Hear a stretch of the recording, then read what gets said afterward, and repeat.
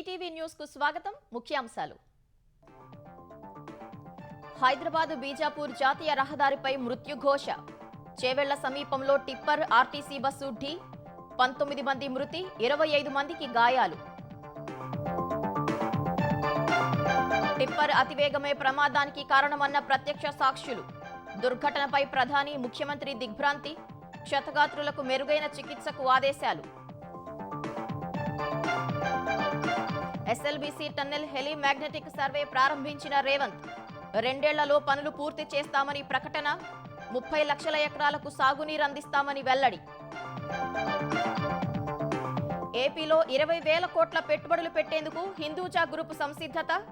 Chandrababu London పర్యటనలో అవగాహన ఒప్పందంపై సంతకాలు. స్పీడ్ ఆఫ్ డూయింగ్ తో భారీ పెట్టుబడులు సాధిస్తున్నామన్న లోకేష్. విశాఖ సదస్సులో 2 లక్షల కోట్ల ఒప్పందాలు కుదురుతాయని వెల్లడి.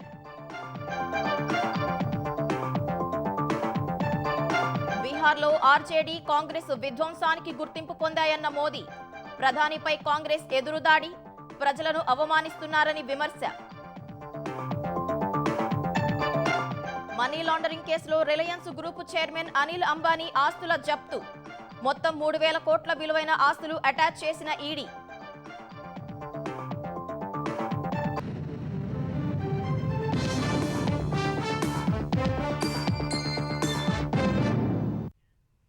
హైదరాబాద్ బీజాపూర్ జాతీయ రహదారిపై ఘోర రోడ్డు ప్రమాదం జరిగింది. చేవెళ్ల మండలం మీర్జాగూడ వద్ద ఆర్టీసీ బస్సును కంకర టిప్పర్ ఢీకొట్టిన ఘటనలో 19 మంది ప్రాణాలు కోల్పోయారు. 25 మంది తీవ్రంగా గాయపడ్డారు. ప్రమాద తీవ్రతకు ఆర్టీసీ బస్సు పైభాగం చీలిపోయింది.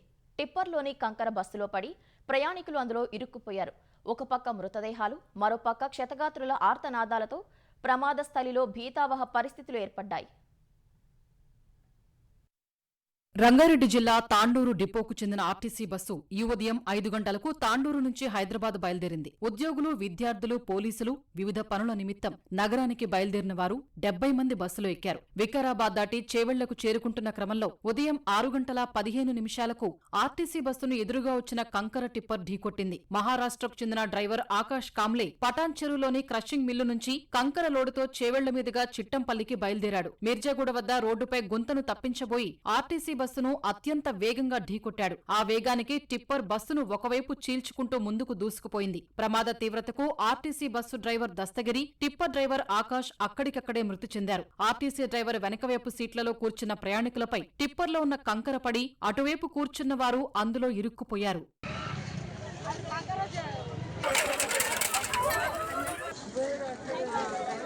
ప్రమాదం జరగ్గానే షాక్కు గురైన కొందరు ప్రయాణికులు తర్వాత తేరుకుని బస్సు కిటికీ తలుపులు తెరుచుకుని బయటపడ్డారు. ఈలోపు స్థానికులు, పోలీసులు ఘటనా స్థలానికి చేరుకుని సహాయ చర్యలు చేపట్టారు. కంకరలో కూరుకుపోయిన వారిని బయటకు తీశారు. అప్పటికే 15 మంది మృతి చెందారు. మరో 4 ఆస్పత్రికి తరలిస్తుండగా ప్రాణాలు కోల్పోయారు. బస్సు, టిప్పర్ శిథిలాల్ని జేసీబీతో తొలగిస్తున్న క్రమంలో చేవెళ్ల సీఐ భూపాల్ శ్రీధర్ గాయపడగా ఆయన్ని సమీపంలోని ఆస్పత్రికి తరలించి చికిత్స అందిస్తున్నారు. ప్రమాదంలో స్వల్ప గాయాలైన వారిని ప్రాథమిక చికిత్స అనంతరం ఇంటికి పంపేశారు. కండక్టర్ సహా 25 మంది ప్రయాణికులు గాయపడగా వారిని చేవెళ్ల పట్నం మహేందర్ రెడ్డి ఆస్పత్రి, వికారాబాద్ ప్రభుత్వ ఆస్పత్రికి తరలించి చికిత్స అందిస్తున్నారు. మృతుల్లో తాండూరుకు చెందిన వారే ఎక్కువ మంది ఉన్నారు. ఈ ప్రమాదంలో కండక్టర్ రాధ తలకు గాయమైంది. ఆమెను పట్నం మహేందర్ రెడ్డి ఆస్పత్రికి తరలించి చికిత్స అందిస్తున్నారు. కంకర లారీ అతివేగంగా దూసుకొచ్చిందని కండక్టర్ చెప్పారు. 6:07 అయింది వచ్చేసారి మధ్యలో 6:47 మధ్యలో మేము ఇంకా స్లోగానే ఉన్నాము. ఆయన డ్రైవర్ అది వస్తున్నదనే స్పీడ్లోనే ఆయన కిందికి దిగినా కానీ అది వచ్చి గుద్దుకున్నది. ఏం లేదు సార్, చిట్టంపల్లి దగ్గర కూడా ఒక ఆమె ప్యాసింజర్ ఎక్కింది, ఆమెకు టికెట్ ఇచ్చినాం, ఇట్లా కూర్చున్నాం. పోలీస్ వాళ్ళు కూడా ఉన్నారు మా దాంట్లో, మా బస్సులో. అయితే వాళ్ళు సిటీకి తీసుకున్నారు. మేము వెళ్తున్నాము. అసలు అది అనుకోకుండా అసలు జరుగుతుందనే విషయం కూడా తెలియదు. అంత వేగంగా అయిపోయింది అంతే. చాలా వరకు ప్యాసింజర్లు కూడా ఉన్నారు, ఉద్యోగులు కూడా ఉన్నారు. తాండూరు నుంచి వస్తున్నాను, హైదరాబాద్ పోతున్నాను. నేను కూడా దగ్గరకు వస్తున్నా, పడుకున్నా నేను పడుకున్నప్పుడు అప్పుడు జరిగింది. అది లేచి చూస్తే మొత్తం కంకర మా మీద పడింది. ఆ గ్లాస్ ఓపెన్ చేసుకుని నేను బయటకు వెళ్ళిన తర్వాత నాతో పాటు 6 మంది బయటకు వచ్చారు. తర్వాత ఒక ఆయన వచ్చి సుత్తతోటి గ్లాసులను బలగొట్టేశాడు. నాతో పాటు అందరూ, నా పక్కన ఉన్న వాళ్ళు లెఫ్ట్ సైడ్లో కూర్చున్నాను నేను, నా పక్కన ఉన్న వాళ్ళంతా బయటకు వచ్చేసారు. అటు సైడ్ ఉన్న వాళ్ళు మొత్తం చచ్చిపోయారు. కంకర టిప్పర్ రాంగ్ రూట్లో రావడమే ప్రమాదానికి కారణమని పోలీసులు ప్రాథమికంగా భావిస్తున్నారు. రోడ్డు ప్రమాదంపై చేవెళ్ల పోలీసులు కేసు నమోదు చేసి దర్యాప్తు చేస్తున్నారు. రంగారెడ్డి జిల్లా కలెక్టర్ నారాయణరెడ్డి, అదనపు డీజీ మహేష్ భగవత్ ఘటనా స్థలాన్ని పరిశీలించారు. దర్యాప్తు ఆధారంగా చర్యలు తీసుకుంటామని తెలిపారు. బస్సు ప్రమాద ఘటనలో క్షతగాత్రులకు చేవెళ్ల ప్రభుత్వ, ప్రైవేట్ ఆసుపత్రుల్లో చికిత్స అందిస్తున్నారు. క్షతగాత్రులు బంధువుల రోదనతో ఆసుపత్రుల వద్ద విషాద ఛాయలు అలుముకున్నాయి. ముఖ్యమంత్రి రేవంత్ రెడ్డి ఆదేశాలతో మంత్రులు ఆసుపత్రికి వెళ్లి బాధితులను ఓదార్చారు. వివిధ పార్టీల ప్రజాప్రతినిధులు క్షతగాత్రులను పరామర్శించారు.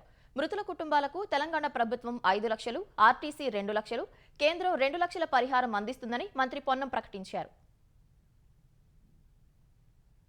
బస్సు దుర్ఘటనలో తీవ్రంగా గాయపడిన క్షతగాత్రుల్ని చేవెళ్ల ప్రభుత్వ ఆసుపత్రికి, ఇతర ప్రైవేటు ఆసుపత్రులకు తరలించారు. క్షతగాత్రులకు అత్యవసర చికిత్స అందిస్తున్నారు. ప్రమాదాన్ని తలుచుకుంటూ పలువురు క్షతగాత్రులు కన్నీటి పర్యంతమయ్యారు. మృతదేహాలను చేవెళ్ల ప్రభుత్వ ఆసుపత్రికి తరలించి కుటుంబ సభ్యులకు సమాచారమిచ్చారు. పోస్టుమార్టం విషయంలో కొద్దిసేపు ఉద్రిక్తత నెలకొంది. ఉస్మానియా గాంధీ ఆసుపత్రికి తరలించి పోస్టుమార్టం నిర్వహించాలని ప్రభుత్వం భావించగా, బాధిత కుటుంబ సభ్యుల అభ్యర్థన మేరకు చేవెళ్ల ప్రభుత్వాసుపత్రిలోనే పోస్టుమార్టం చేసి మృతదేహాలను కుటుంబ సభ్యులకు అప్పగించారు. ఉదయం ఇంటి నుంచి ఉత్సాహంగా బయలుదేరిన తమ వారు విగత జీవులుగా మారడంతో కుటుంబ సభ్యులు కన్నీరు మున్నీరుగా విలపించారు.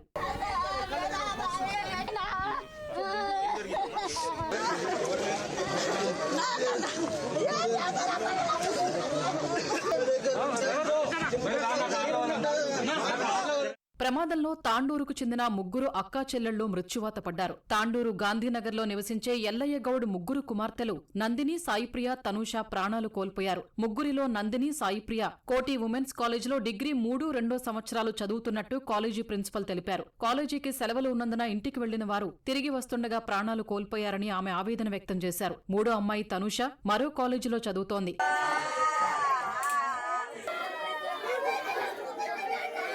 కోటి ఉమెన్స్ కాలేజీలోనే చదివే ముస్కాన్ అనే యువతి కూడా ప్రాణాలు కోల్పోయింది. ఈ ప్రమాదంలో తాండూరుకే చెందిన తాలియా బేగం, ఆమె 10 నెలల కుమార్తె కూడా మృతి చెందారు. వికారాబాద్ జిల్లా యాలాల్ మండలం హాజీపూర్కు చెందిన బందప్ప, ఆయన భార్య లక్ష్మి చనిపోగా వారి 2 పిల్లలు అనాథలయ్యారు.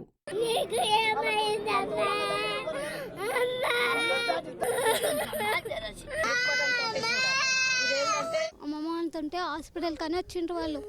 హాస్పిటల్ కానీ వస్తే నేను ఫోన్ చేసిన, పోయినరా లేదని లిఫ్ట్ చేయలే ఫోను. మళ్ళీ 11 అయింది, ఫోన్ చేసిన. ఫోన్ చేస్తే పోలీస్ స్టేషన్లో ఉంది ఫోను. ఆ బస్కి యాక్సిడెంట్ అయింది, పోయిండ్రు అని చెప్పిండ్రు. అంటే వచ్చి తీసుకోండి ఫోన్ అని చెప్పిండ్రు. వాళ్ళని హాస్పిటల్కి జాయిన్ చేసినామని ఇది ఒకటే చెప్పిండ్రు. నైట్ 7 అయింది మాట్లాడ్డది. అంతే బాగుండి పోయి చూపించుకొని నేను మళ్ళీ వస్తా అని చెప్పింది. అంతే లాస్ట్ మాట. అదొక్కటేం మాట్లాడ్డది. మళ్ళీ మాకేం ఫోన్ చేయలే, ఏం చేయలే, మాట్లాడలే. ఇప్పుడు వచ్చి మాట్లాడుతుందేమో అనుకుంటే ఆమెనే లేదు.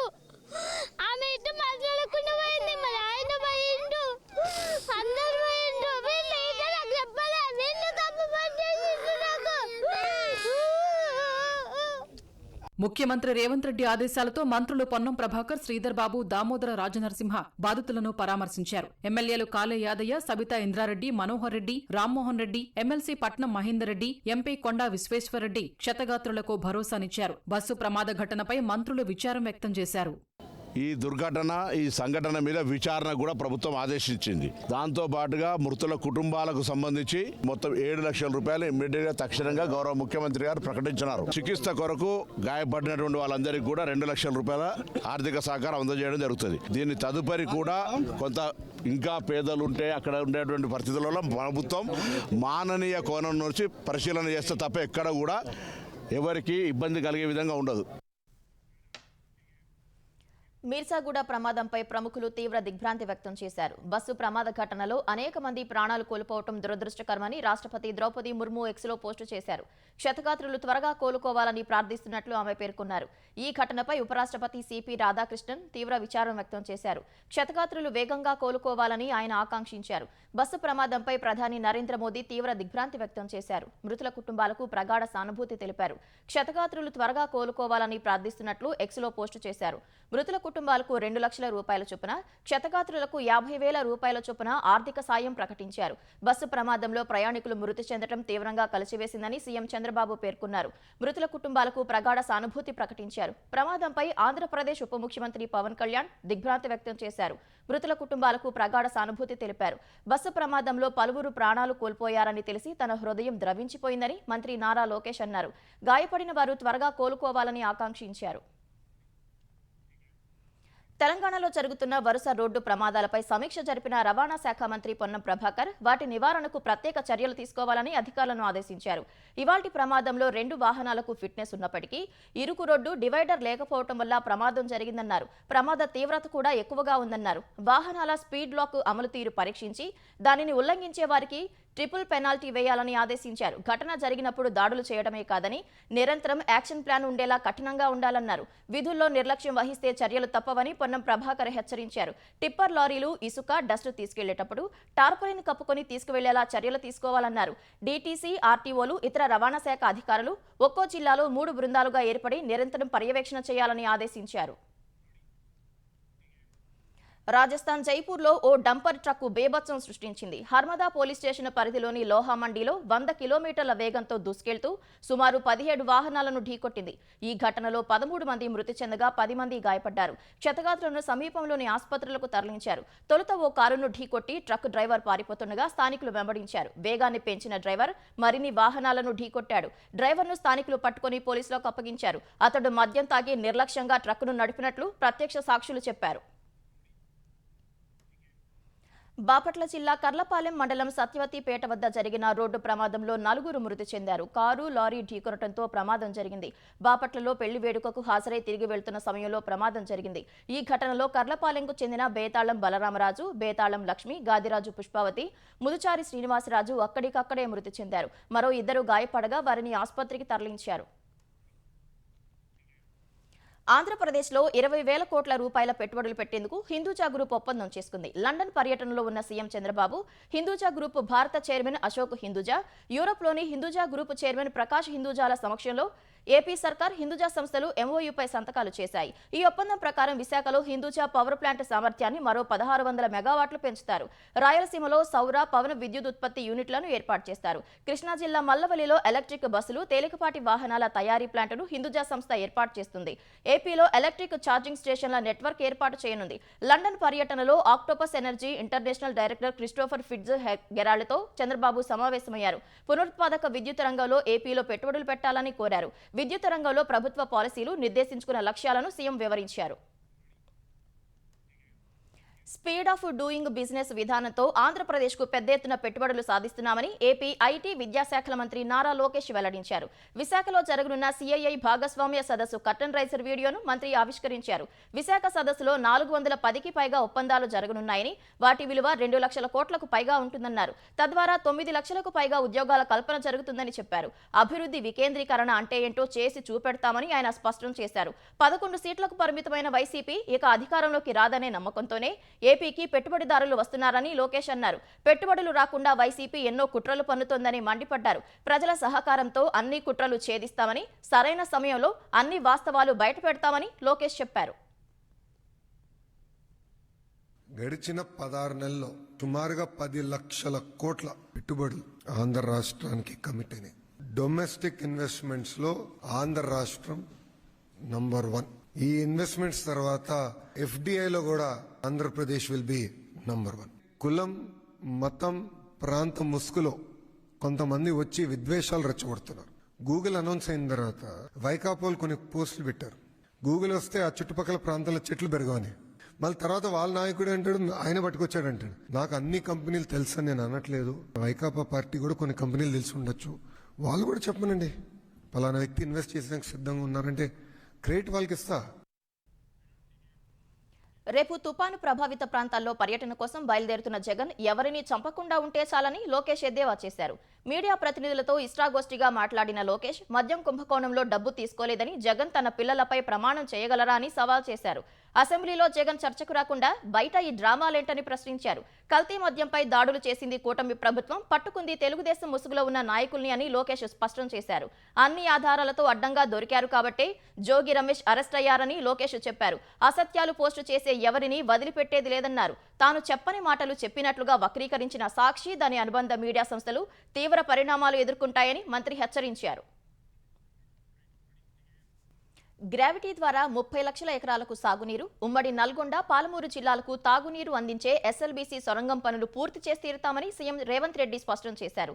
మంత్రులు ఉత్తమ్ కుమార్ రెడ్డి, కోమటిరెడ్డి వెంకటరెడ్డితో కలిసి నాగర్ కర్నూలు జిల్లా మన్నేవారిపల్లెలో పర్యటించిన రేవంత్ ఎస్ఎల్బీసీ టన్నెల్కు సంబంధించి హెలి మ్యాగ్నెటిక్ సర్వేను ప్రారంభించారు. హెలికాప్టర్కు అమర్చిన స్పెషల్ ట్రాన్స్మిటర్ ద్వారా భూమిలో 1000 మీటర్ల లోతు వరకు జియోలాజికల్ డేటా సేకరించి భూమి లోపల షీర్ జోన్లు, నీటి ప్రవాహాలను గుర్తించనున్నారు. తదనుగుణంగా ఎస్ఎల్బీసీ మిగిలిన పనులను పూర్తి చేసేందుకు ప్రణాళికలు రచిస్తారు. కృష్ణా జలాల్లో కేవలం 299 టీఎంసీలు చాలని నాటి సీఎం కేసీఆర్ చేసిన సంతకం తెలంగాణ ప్రజలకు మరణ శాసనంగా మారిందని రేవంత్ రెడ్డి విమర్శించారు.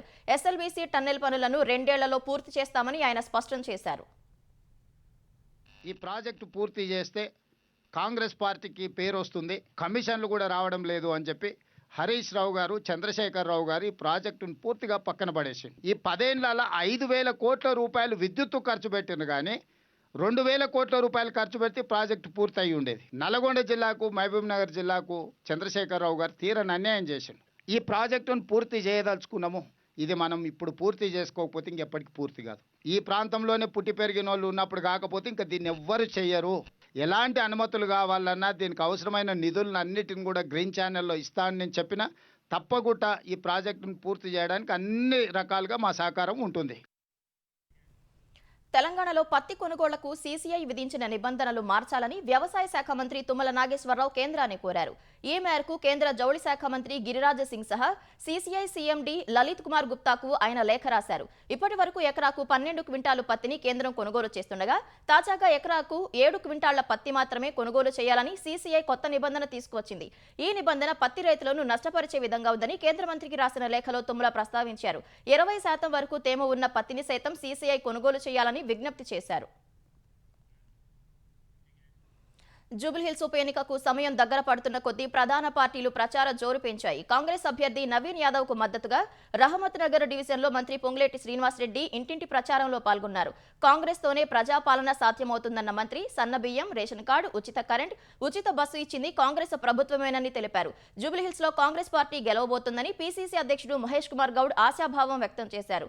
అటు ముమ్మరంగా ప్రచారం చేస్తున్న బీఆర్ఎస్ అభ్యర్థి మాగంటి సునీత మహిళా కార్యకర్తలతో భారీ పాదయాత్ర నిర్వహించారు. కృష్ణకాంత్ పార్కు నుంచి పాదయాత్ర నిర్వహించగా సుమారు 3 కిలోమీటర్ల మేర సాగింది. ఈ సందర్భంగా మాగంటి సునీత, గోపీనాథ్ గెలుపు ఖాయమని మాజీ మంత్రి మల్లారెడ్డి, ఎమ్మెల్యే సుధీర్ రెడ్డి ధీమా వ్యక్తం చేశారు. ఎన్నికల్లో తమ అభ్యర్థి గెలుపు కోసం బీజేపీ శ్రేణులు తీవ్రంగా ప్రయత్నిస్తున్నాయి. ఎర్రగడ్డ డివిజన్ రాజీవ్ నగర్, కళ్యాణ్ నగర్, జయంతి నగర్లలో బీజేపీ కార్యకర్తలతో కలిసి కేంద్ర మంత్రి కిషన్ రెడ్డి ఇంటింటి ప్రచారం నిర్వహించారు. దేశంలో ప్రధానమంత్రి చేసిన అభివృద్ధి పనులను వివరిస్తూ బీజేపీ అభ్యర్థికి ఓట్లు వేయాలని జూబ్లీహిల్స్ ప్రజలను కోరారు.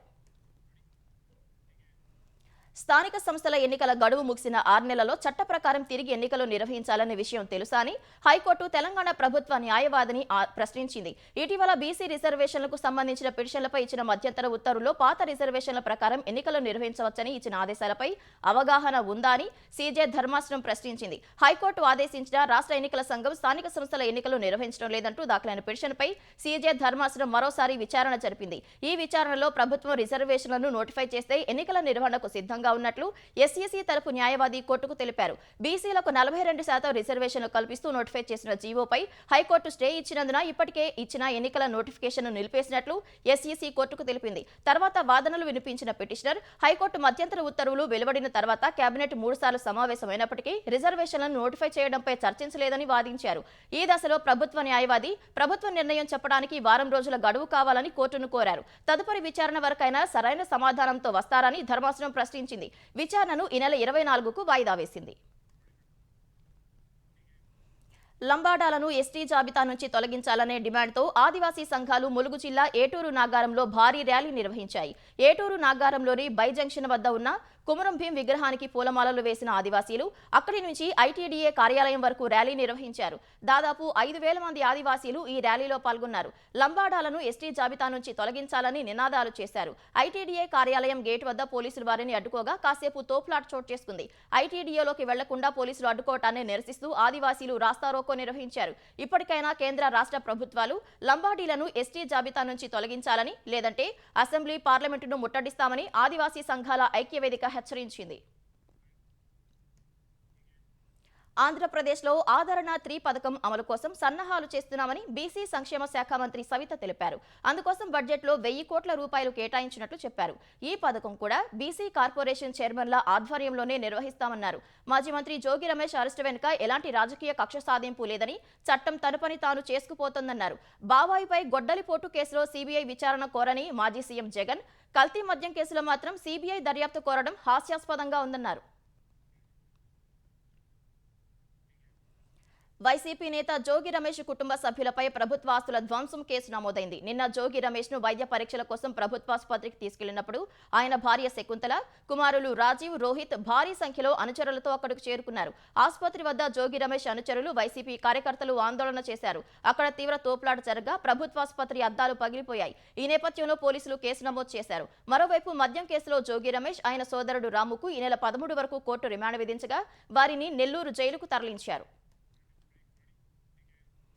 అణ్వాయుధ పరీక్షలకు సంబంధించి అమెరికా అధ్యక్షుడు డొనాల్డ్ ట్రంప్ సంచలన వ్యాఖ్యలు చేశారు. రష్యా, చైనా, ఉత్తర కొరియా వంటి దేశాలు అణ్వాయుధాలను చురుగ్గా పరీక్షిస్తున్నాయన్న ఆయన ఈ జాబితాలో పాకిస్తాన్ కూడా ఉందని తెలిపారు. 3 దశాబ్దాల తర్వాత అమెరికా తిరిగి అణ్వాయుధాల పరీక్షలను నిర్వహించబోతోందని ఆయన చెప్పారు. అణ్వాయుధ పరీక్షలపై ఆయా దేశాలు మాట్లాడట్లేదని ఓ ఇంటర్వ్యూలో ట్రంప్ విమర్శించారు. కానీ అమెరికా అలా కాదని, ఏదైనా బహిరంగంగా చెప్పే చేస్తుందన్నారు. ఇన్నాళ్లు ఎన్ని దేశాలు అణు పరీక్షలు చేపట్టినా తాము వాటి జోలికి వెళ్లలేదని, ఇకపై అలా మిగిలిపోవాలనుకోవట్లేదని ట్రంప్ పేర్కొన్నారు. ఇతర దేశాల మాదిరిగానే తాము కూడా అణ్వాయుధాల పరీక్షలు నిర్వహిస్తామని ట్రంప్ వెల్లడించారు. రష్యా, చైనా వద్ద చాలా అణ్వాయుధాలు ఉండి ఉంటాయన్న ట్రంప్ తమ దగ్గర అంతకంటే ఎక్కువే ఉన్నాయన్నారు. అమెరికా వద్ద ఉన్న అణ్వాయుధాలతో ఈ ప్రపంచం మొత్తాన్ని 150 సార్లు పేల్చేయొచ్చని ట్రంప్ హెచ్చరించారు. కానీ అణ్వాస్త్రాల నిరాయుధీకరణ గురించి రష్యా అధినేత వ్లాదిమిర్ పుతిన్, చైనా అధ్యక్షుడు షీ జిన్పింగ్తో చర్చించినట్లు ట్రంప్ తెలిపారు. ఎన్డీఏ సర్కార్ అభివృద్ధికి గుర్తింపు పొందితే ఆర్జేడీ, కాంగ్రెస్లు విధ్వంసానికి ప్రసిద్ధి చెందాయని ప్రధాని నరేంద్ర మోదీ అన్నారు. ఆర్జేడీ, కాంగ్రెస్ పాలనలో బీహార్లో అభివృద్ధి కుంటుపడిందని ఆరోపించారు. సహర్సాలో జరిగిన ఎన్నికల ప్రచారంలో పాల్గొన్న ప్రధాని బీహార్లోని యువత, మహిళలు ఆర్జేడీ, కాంగ్రెస్లతో అప్రమత్తంగా ఉండాలని సూచించారు. చొరబాట్లకు ఆర్జేడీ, కాంగ్రెస్లు మద్దతిస్తున్నాయని, వారిని రక్షించడానికే ప్రతిపక్ష నేతలు రాజకీయ పర్యటనలు చేపడతారని ఆరోపించారు. చొరబాట్లను అడ్డుకునేందుకే ఎన్డీఏ సర్కార్ కృషి చేస్తోందని తెలిపారు. బీహార్ను చొరబాటుదారుల నుంచి రక్షించుకోవాలని పిలుపునిచ్చారు. బీహార్ భవిష్యత్తును చొరబాటుదారులు నిర్ణయించాలో లేక ప్రజలు నిర్ణయించాలో తేల్చుకోవాలన్నారు. మహాగఠబంధన్ సీఎం అభ్యర్థిగా ఆర్జేడీ నేత తేజస్వి యాదవ్ పేరును కాంగ్రెస్ అయిష్టంగానే ఒప్పుకుందని మోదీ పునరుద్ఘాటించారు. ప్రతిపక్ష నేతలందరినీ ఎగతాళి చేస్తూ దేశాన్ని, బీహార్ను ప్రధాని నరేంద్ర మోదీ అవమానిస్తున్నారని కాంగ్రెస్ ప్రధాన కార్యదర్శి ప్రియాంక గాంధీ ఆరోపించారు.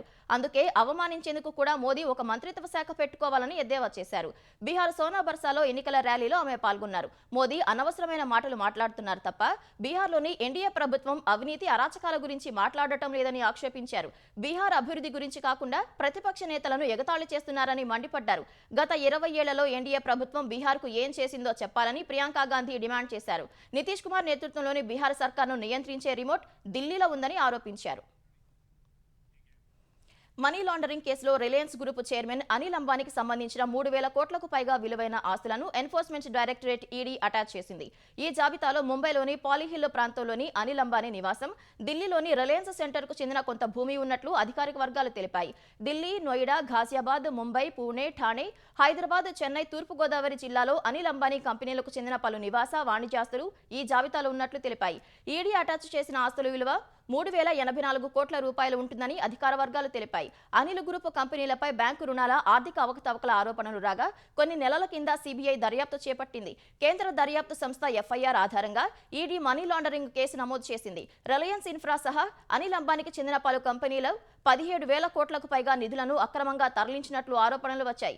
ఈ క్రమంలోనే ఈ ఏడాది జూలైలో రిలయన్స్ గ్రూప్లోని 50 కంపెనీలు, 25 వ్యక్తులకు చెందిన 35 ప్రాంతాల్లో ఈడీ సోదాలు చేసింది. ఆగస్టులో అనిల్ అంబానీ సహా కంపెనీకి చెందిన పలువురు ఎగ్జిక్యూటివ్ అధికారులను విచారించింది.